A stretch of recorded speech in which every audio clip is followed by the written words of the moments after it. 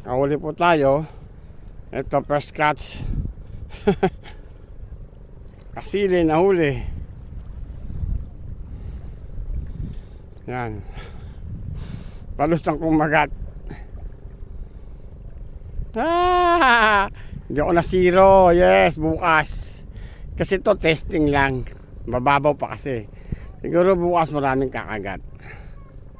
So pwede ko to ipain.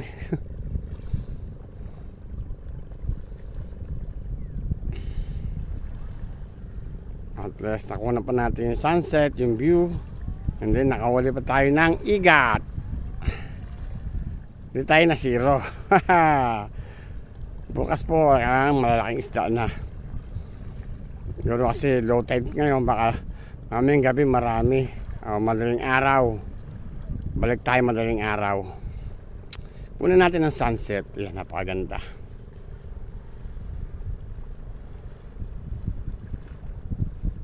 Pinagat niya na, pinaluputan niya. Yes, di tayo nasiro. Meron tayong igat. Kasi batuhan dito eh, batuhan, kaya igat ang kumagat. Kala ko ano umaagat, yung pala igat. Ang pahin po natin ay umang.